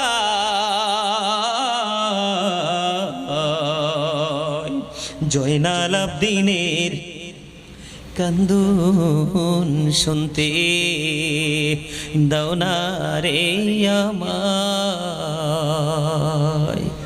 মারহাবা বলেন না, আরো জোরে বলেন না মারহাবা।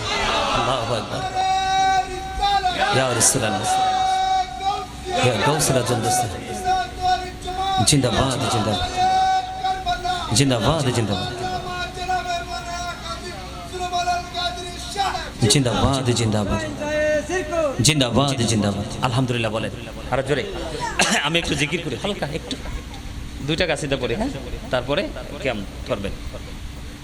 আমার আল্লাহ আল্লাহ আরিফ আল্লাহ লা ইলাহা ইল্লাহ আল্লাহ আল্লাহ লা ইলাহা ইল্লাহ। আমার আল্লাহ আল্লাহ লা ইলাহা ইল্লাহ। আমার আল্লাহ আল্লাহ। একটু ভিডিও করিস অল্প কিছু পুরাটা, হ্যাঁ। ও আমার আল্লাহ আল্লাহ আল্লাহ লা ইলাহা ইল্লাহ। না জানি তো বাইতে নৌকা, না জানি সাঁতার, হাইরে দয়া করে পার করিও জাহান্নাম মাঝার নবীজি। আল্লাহ আল্লাহ আল্লাহ লা ইলাহা ইল্লাহ আল্লাহ আল্লাহ আল্লাহ আল্লাহ গুনাহগারের গহনা জোড়ে দিদারে আপনার সবাই বলেন গুনাহগারের গহনা জোড়ে দিদারে আপনার দয়া করে দিয়েন দেখা হাবিবি দু জাহান নবীজি আল্লাহ আল্লাহ আল্লাহ লা ইলাহা ইল্লাহু আল্লাহ আল্লাহ লা ইলাহা ইল্লাহু সশরীরে জিন্দা নবীজি সোনারি মদিনায় বলেন সশরীরে জিন্দা নবীজি সোনারি মদিনায় আসুন সবাই দাঁড়াইয়া সালাম জানাই নবীজি আল্লাহ আল্লাহ আল্লাহু লা ইলাহা ইল্লাহু আল্লাহ সালাম আলাইকা ইয়া রাসূল সালাম আলাইকা ইয়া হাবিব সালাম আলাইকা সালাম আলাইকা الصلاة والسلام عليك سيدي يا رسول الله وسلم عليك يا حبيب الله میرے آقا رسول اپنی تا সকাল সৃষ্টির মূল অমৃতা আপনারি নূরের ফুল চাঁদ সূরজ আপনার তবেদার বানাইলা আল্লাহ পরওয়ার ইয়া নবী সালাম আলাইকা ইয়া রাসূল সালাম আলাইকা ইয়া হাবিব সালাম আলাইকা সালাওয়াতুল্লাহ हाथ जिसे तरफ उठा गली कर दिया मुझ बहर सहावत फैला सलाम मुस्तफा जान रहमत फैला सलाम शाम बज में हिदायत फैला गंस पाक ख्वाजा गरीब नवाज सौरभी सिर कोठी अखा तैयब शाह मुर्शिदी हजरत अल्लामा तहर साबिर शाह आशिक मुस्तफा हजरत सिकन खलीफा शाह ताजदार हकीकत फैला सलाम मुस्तफा जाने रहमत फैला सलाम शाम बज में हिदायत सदक़े अहल बैत रसूल ए सलामी आशिकाना हो कबूल मदीने के साथ हज़ार सलाम मदीने के साथ लाखों सलाम मदीने के साथ करोड़ों सलाम मदीने के साथ बेहुद सलाम बलगल उला بكماله كشف الدجى آله جميع خصاله صلوا عليه وآله مولاي صل وسلم دائما على حبيبك خير الخلق كله আলহামদুলিল্লাহ 10 দিন ব্যাপী মাহফিলের আমরা ষষ্ঠ দিবস শেষ করতে যাচ্ছি। আসলে হুজুরের এত বক্ত আমরা আসলে মনে করছিলাম আজকের মাহফিলটা হচ্ছে হুজুরকে বলছি পিঠা যাবে আজকে ইনশাআল্লাহ। আলহামদুলিল্লাহ আপনারা এসে মাহফিলকে রওনা করেছেন। আমাদের গোলসে কমিটির পক্ষ থেকে এলাকাবাসীর পক্ষ থেকে আপনাদেরকে মোবারক জানাচ্ছি। সম্মানিত উপস্থিতি, আগামীকাল 9 মুহররম বাংলাদেশের সারা জগৎ বক্তা আল্লামা গিয়াসউদ্দিন আত-তাহেরি একে সোনার মাটিতে আসবেন। সবাই জানেন তো, উনি আমাদের সোনার মানুষকে পছন্দ করেছেন। উনি গত বছর এখানে আসেন, আসছে উনি নিজ থেকে আমরা দাওয়াত, শুধু গত বছর এটা বলছিলাম আমাদের জন্য একটা দাওয়াত রাখিয়েন। উনি নিজ থেকে নবম দিনের দাওয়াত উনি ডায়েরিতে রেখে রাখছেন আমাদের জন্য। আলহামদুলিল্লাহ আমরা যখন ফোন করছি তখন বলছি যে আপনাদের জন্য সবগুলো দাওয়াত নিয়ে ফেলছি, আপনাদের যে বলছেন এই দাওয়াতটা আমরা রেখে দিয়েছি। এবং উনি বলছেন উনি কালকে মাহফিলের জন্য আগামী বছরের জন্য কালেকশন করবেন। উনি নিজ থেকে মনে হয় কালকে 2 ঘন্টার উপরে উনি এখানে থাকবেন ইনশাআল্লাহ। সেজন্য আপনাদেরকে বলি মাহফিল করতে গেলে এমনি এমনি আসে না টাকাগুলো। এত বড় মাহফিল, 10 দিন ব্যাপী মাহফিল, বিশাল আয়োজন, খানা দানার আয়োজন, আমাদের আলোচকদের কিছু হাদিয়া দিতে হয় এবং এখানে ক্যাবিম্যান, জেনারেটর, ইলেকট্রিক এবং আমাদের সবকিছু রিপ্লাইট, অনেক টাকার ব্যয় খরচ, এগুলো কোত্থেকে আসে? আপনারা না দিলে আপনারা দিবেন। সেজন্য আমি ওদিনে বলেছি, আমার ভাই একজনে বলেছে অন্তত 1 মুঠো চাল হলে দিতে হবে এই মাহফিলের জন্য। আমরা চাই আপনাদের সবাইকে শরীক করতে মাহফিলে। সেজন্য আগামীকাল আপনারা সবাই এখানে অনেকে আছেন, আমরা ধূমপান করি। এখন একটা সিগারেট দাম 20 টাকা 25 টাকা, 5টা সিগারেট খেলে 100 টাকা চলে যায়। আমরা কালকে থেকে প্রতিজ্ঞা করব আমরা আজকের দিনে সিগারেট খাবো না, ওই টাকাগুলো আহলে বাইতের মাহফিলে আমরা সহযোগিতা করব। এটা প্রতিজ্ঞা করে আজকে 5টা চা খাবো না, ওই চা টাকাগুলো আজকে আহলে বাইতের মাহফিলে আমি দান করব। এটা কিয়ামতের দিন আপনাদের জন্য নাজাতের উসিলা হবে। সেজন্য আপনারা আজকে থেকে ঘরে গিয়ে ওটা সিদ্ধান্ত নেবেন, যেহেতু বাংলাদেশের একটা সারা জগৎ বক্তা, ওই মাহফিলের জন্য কালকে আপনারা ওনাদের হাতে দিবেন। আমাদের মাহফিলটা যেন যুগ যুগ কিয়ামত পর্যন্ত এখানে জারি থাকে। আপনারা সার্বিক সহযোগিতা করবেন এবং আমাদের সাথে থাকবেন, আমাদেরকে বুদ্ধি পরামর্শ দিবেন। আপনারা প্রতিদিন এভাবে এসে আমাদের মাহফিলকে সুন্দর করবেন। যিনি আলোচনা করবেন উনিও মাহফিলকে আপনাদেরকে বোঝাইয়া একটা নিজের খোরাক মিটাতে পারবেন। ধন্যবাদ।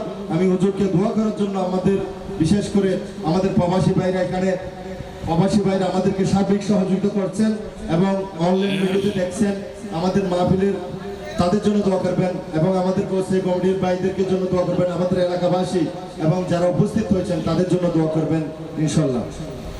বালাগাল উলা বিকামালিহি কাশফাত দুজা বিজামালিহি হাসনাত জামিউ খিসালিহি সাল্লু আলাইহি ওয়া আলিহি হো নাই ফুলত বুলবুল কি तरन्नुम बिनो हो सिमनी दहर से कुलियों का तबसुम बिनो हो बलगल उला बिकमालिही कशफा दुजा बिजमालिही हसनत जमियो खिसालिही सल्लु अलैहि व आलिहि सल्लल्लाहु वाला मुहम्मद सल्लल्लाहु अलैहि वसल्लम सल्लल्लाहु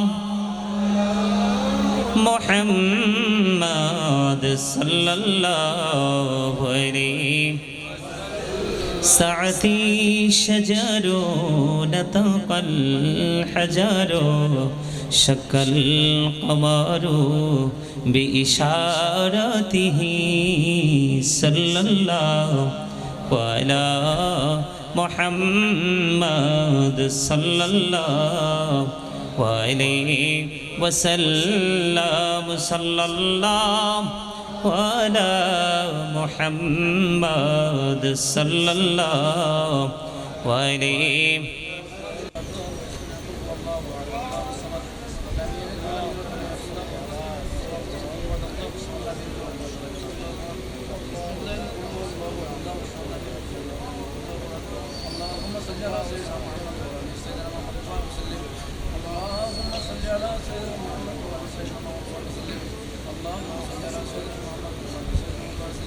أستغفر الله ربي من كل ذنب وأتوب إليه لا حول ولا قوة إلا بالله العلي العظيم أستغفر الله ربي من كل ذنب وأتوب إليه لا حول ولا قوة إلا بالله العلي العظيم اللهم آمين ربنا ظلمنا أنفسنا وإن لم تغفر لنا وترحمنا لنكونن من الخاسرين ربنا لا تزغ قلوبنا بعد إذ هديتنا وهب لنا من لدنك رحمة إنك أنت الوهاب إلهي تو طبيب اولاد وهي मैं मरीजो दुर्द दिल आशिकी कमर जे काफी तेरी है दीदार है या रब्बुल आलामीन তুমি রহমতের নজরে তাকিয়ে দেখো গো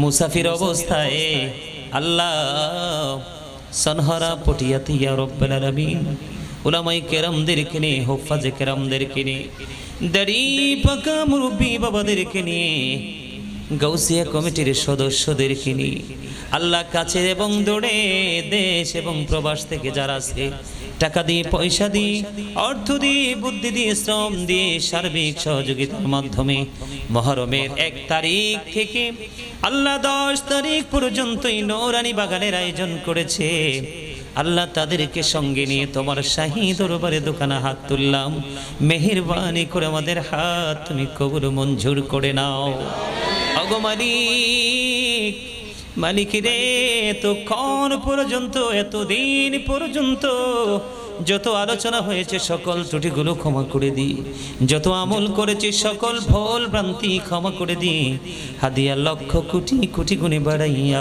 প্রাণের নবীজির নূরানী কদম মোবারকে শুধু সোনার মদিনায় সবুজ গম্বুজের নিচে জান্নাতের বাগানে আমাদের হাদিয়া তুমি পৌঁছা দাও ইয়া রাব্বুল আলামিন জান্নাতুল বাকি জান্নাতুল মাল্লায় হাদিয়া পৌঁছে দাও সাহাবাই কেরাম থেকে ধরে অদ্য পর্যন্ত আমাদের যার যার প্রাণ মুর্শিদ আল্লাহ কারো মা নাই বাবা আছে মা নাই বাবা আছে কারো বাবা মা কেউ নাই গো আবার বাবা মা যাদের দুনিয়ায় বেঁচে আছে এমন সন্তান যারা হাত তুলেছে আমরা আল্লাহ গো আমাদের আপন স্বজন আপন পিতা মাতার কবরে হাদিয়া পৌঁছায়া দাও আল্লাহ যারা কি সুন্দর বাগানের আয়োজন করলো তাদের আপন স্বজন এবং এই গ্রামের মধ্যে যতগুলো কবরবাসী আছে গো প্রত্যেকের কবরে হাদিয়া তুমি পৌঁছায়া দাও প্রত্যেকের কবরগুলো জান্নাতের টুকরা করে দাও সকাল টু সন্ধ্যা নবীজির দিদার তুমি নসিব করিয়ে দাও আল্লাহ তাদের কবর থেকে প্রাণের নবীজির রওজা মুবারকের সাথে সুন্দর একটা যোগাযোগের ব্যবস্থা করে দাও আল্লাহ মুসাফিরের হাত তুমি ইয়া রাব্বুল আলামিন খালি ফিরাইতে পারো না আল্লাহ গো আল্লাহ মুসাফির অবস্থায় হাত তুলেছি গো আল্লাহ মেহমানদেরকে নিয়ে ছোট ছোট বাচ্চাদেরকে নিয়ে দাড়ি পাকা মুরব্বী বাবাদেরকে নিয়ে আল্লাহ যেই বয়সের আমল তোমার বেশি পছন্দ যৌবনকাল আল্লাহ এরকম যুবকদেরকে নওজোয়ানদেরকে নিয়ে হাত তুলেছি জানি না কার হাত তোমার পছন্দ হয়েছে যার হাতটা তোমার পছন্দ হয়েছে গো আল্লাহ তার হাতের উসিলায় আজকের এই বাগান তুমি কবুল করে নাও শুরু থেকে শেষ পর্যন্ত এই বাগান তুমি কবুল করে নাও ইয়া রাব্বুল আলামিন এই বাগানের উসিলায় ইয়া পাক পরওয়ারদিগার এই বাগানের উসিলায় আজকে যারা আমার সঙ্গে হাত তুলেছে ইয়া রাব্বুল আলামিন তাদের সকলার জীবনের গুনাহ মাফ করে দাও সকলার হায়াতের মধ্যে তুমি বরকত দিয়ে দাও আসমানি বলা আসমানি উঠিয়ে নাও জমিনি বলা জমিনে দাফন করে দাও আল্লাহ হাওয়ায় বলা হাওয়ার সাথে মিশিয়ে দাও জালেমের জুলুম কাফিরের কুফর ফাসিকের ফিতনা নিন্দুকের নিন্দা থেকে তুমি পরিপূর্ণ হেফাজত করে নাও ইয়া রাব্বুল আলামিন মেহেরবানি করে মালিক আমার মা বোনেরা যারা আছে গো পর্দার অন্তরালে এই রাত্র নিশীথে বসে আছে আল্লাহ, আমার মা বোনদেরকে তুমি কবর মঞ্জুর করে নাও। আওবেদা সালেহা তাহেরাদের অন্তর্ভুক্ত তুমি তাদেরকে করে নাও। ওগো মালিক আল্লাহ, যে বিষয় নিয়ে আলোচনা করেছি গো ওই বিষয়ের উপর আমল করার তৌফিক তুমি দান করে দাও আল্লাহ। 5 ওয়াক্ত নামাজ পড়ার তৌফিক তুমি দান করে দাও। রসুল এবং রসুলের আহলে বাইতের ভালোবাসা, রসুল এবং রসুলের আহলে বাইতের ভালোবাসা হৃদয়ে ধারণ করে বাঁচার তৌফিক তুমি দান করে দাও আল্লাহ। যারা অসুস্থ তুমি সুস্থতা দান করে দাও আল্লাহ। যারা অভাবে আছে অভাব তুমি দূর করে দাও আল্লাহ। যারা ঋণী আছে ঋণ মুক্তার তৌফিক তুমি দান করে দাও। ও মালিক, যারা ব্যবসা করছে আয় বরকত তুমি বাড়িয়ে দাও আল্লাহ। যারা কৃষিকাজে নিয়োজিত তাদের কৃষিকাজের মধ্যে তুমি বরকত দাও আল্লাহ গো। মেহেরবানি করে যারা চাকরি খুঁজছে চাকরির ব্যবস্থা তুমি করে দাও আল্লাহ। এই সনহরা গ্রাম এবং দূর দূরান্ত থেকে আজকে যারা এই মাহফিলে অংশগ্রহণ করলো আল্লাহ, টাকা পয়সা অর্থ বিত্ত শারীরিক মানসিকতা দিয়ে আল্লাহ গো আল্লাহ, বিশেষ করে এই গ্রামের যতগুলো প্রবাসী আছে সবাইকে তুমি কবুল করে নাও আল্লাহ। সবাইকে তোমার কুদরতে তুলে দিলাম, জামিন তুমি হয়ে যাও ইয়া রাব্বাল আলামিন। আল্লাহ, অসংখ্য মানুষ আল্লাহ ইউরোপ থেকে এশিয়ার মধ্যে অসংখ্য মানুষ আল্লাহ বিদেশের জমিনে অসুবিধা অশান্তিতে আছে আল্লাহ। বিশেষ করে গত 2 দিন আগে দেখলাম রাশিয়াতে আমার দেশের মানুষ কত বড় বিপদে পড়ে আছে আল্লাহ। এমনি করে করে সনহরার কেউ যদি এমন বিপদে থাকে গো তাকে পরিপূর্ণ বিপদ থেকে তুমি মুক্ত করে দাও আল্লাহ। আমেরিকা থেকে, লন্ডন থেকে, ইতালি থেকে, কুয়েত থেকে, সৌদি, দুবাই, কাতার আল্লাহ, মালয়েশিয়া থেকে আল্লাহ, পার্শ্ববর্তী দেশ হিন্দুস্তানের জন্য আল্লাহ তোমার কাছে দরখাস্ত করছি ও মালিক। হিন্দুস্তানের মুসলমান বড় বিপদে আছে আল্লাহ। ওই কয়দিন আগে শুনলাম আল্লাহ বলেছে যদি নামাজ পড়তে হয় বাংলাদেশে চলে যাও, যদি নামাজ পড়তে হয় অন্য কোনো দেশে চলে যাও, এই দেশে নামাজ পড়া চলবে না আল্লাহ। এমন নির্যাতিত হচ্ছে মুসলমান পৃথিবীর যেই যেই দেশে আল্লাহ গো, তাদেরকে তুমি আল্লাহ এই নির্যাতন থেকে তুমি পরিপূর্ণ হেফাজত করে নাও আল্লাহ গো। বেঈমান কাফেরদেরকে তুমি আল্লাহ হেদায়েত দান করে দাও, যদি হেদায়েত না হয় তাদেরকে পরিপূর্ণভাবে তুমি ধ্বংস করে নির্মূল করে দাও আল্লাহ। ও মালিক, আজকের মাহফিল কিয়ামত পর্যন্ত তুমি দায়েম ও কায়েম করে দিও আল্লাহ।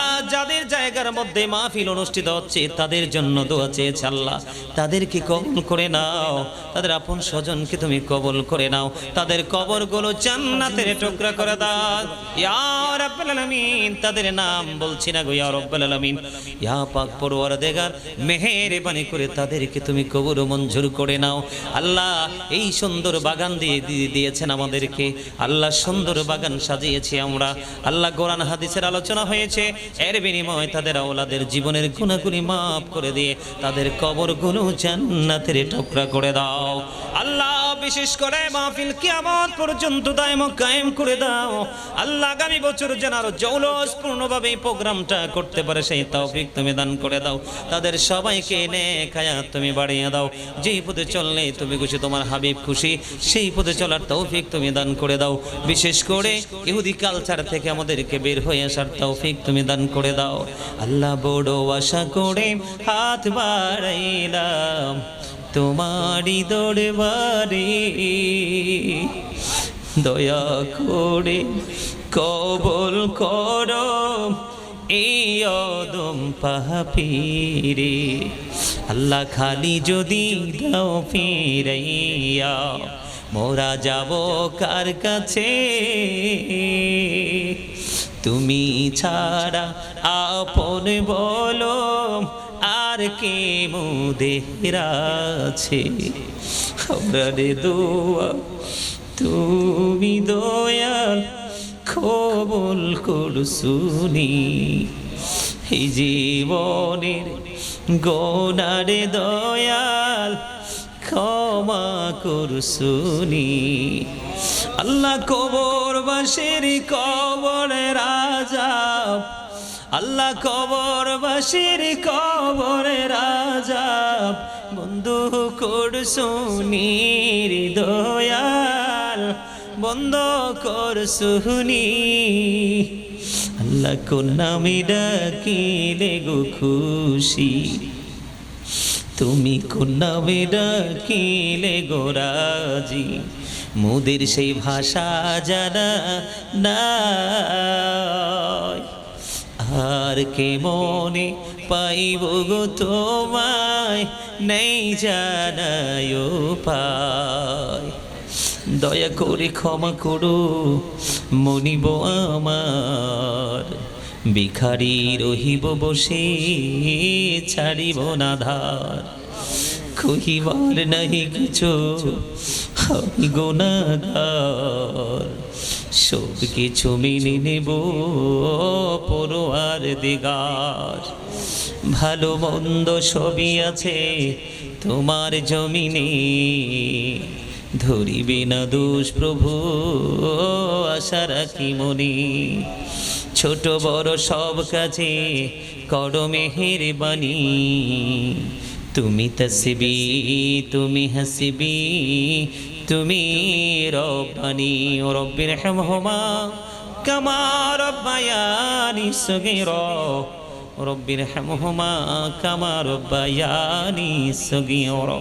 ও মালিক, এই গাউসিয়া কমিটির প্রত্যেকটা সদস্যকে তুমি কবুল করে নাও আল্লাহ, তাদের ইমানি পাওয়ার ইমানি জজবা তুমি আরো বাড়িয়ে দাও আল্লাহ, তাদের এই সহাদাই কারবালার স্মরণে এই মাহফিল ইয়া রাব্বাল আলামিন, এই মাহফিলের আলো যেন আল্লাহ আল্লাহ প্রত্যন্ত অঞ্চল পর্যন্ত ছড়িয়ে দিতে পারে আল্লাহ, ছড়িয়ে যায় সে ব্যবস্থা তুমি করে দিও ওগো মালিক ইয়া রাব্বাল আলামিন। আমাদের গাউসিয়া কমিটির সদস্য একজন অসুস্থ মোহাম্মদ আবুল হায়ের, ইয়া রাব্বাল আলামিন তিনি অসুস্থ, তাকে তুমি সুস্থতা দান করে দাও আল্লাহ, সকল মুসিবত থেকে হেফাজত করে নাও, তাকে সুস্থ করে দিয়ে তার ফ্যামিলিকে সুস্থ করে দাও আল্লাহ, পুনরায় যেন সুস্থ হয়ে আবার ধর্মীয় কাজে নিজেকে নিয়োজিত রাখতে পারে, দিনকে প্রতিষ্ঠিত করার সংগ্রামে নিজেকে একজন যোদ্ধা হিসেবে যেন কন্টিনিউ প্রস্তুত রাখতে পারে, সেই তৌফিক তুমি দান করে দাও ইয়া রাব্বাল আলামিন।